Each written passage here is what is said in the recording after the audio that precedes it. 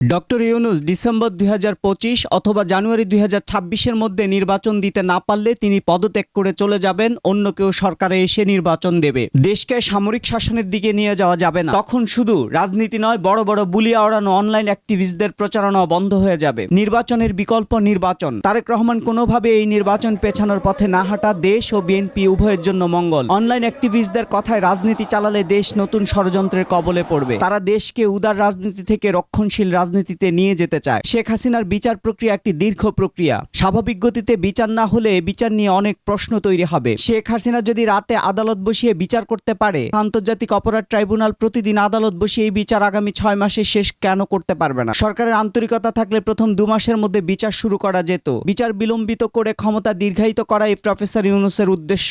না বুঝতে পারলে বিএনপিকে শেষ করে দেওয়া হবে। বিকল্প হিসাবে দেশে ধর্মীয় রাজনীতির কাঠামো দাঁড় করানোর চেষ্টা চলছে। যে ধর্মীয় রাজনীতি দেশের সংস্কৃতিকে আঘাত করছে, সিনেমা হল বন্ধ করে দিচ্ছেন, সংস্কৃতি কর্মীকে তওবা পড়িয়ে সংস্কৃতি অঙ্গনে আঘাত হানছে। ধর্মীয় রাজনৈতিক দলগুলো তাদের মাঠ তৈরি করতে গিয়ে নির্বাচন পেছাতে চাইছে। আওয়ামী লীগ নিজের কারণে শেষ হয়ে গেছে। দেশের উদারপন্থী একমাত্র রাজনৈতিক দল বিএনপিকেও শেষ করার কৌশল নেওয়া হচ্ছে। বিএনপি শেষ হলে এদেশের উদারপন্থীদের জুব্বা পরে হাঁটতে হবে অথবা বিদেশে পাড়ি জমাতে হবে। এদেশের উদারপন্থী মানুষের জন্য কোনটা চান সেটা তারেক রহমানকে সিদ্ধান্ত নিতে হবে। ইউনূস ক্ষমতার মোহে উদার পন্থার কবর রচনা করতে চাইছেন।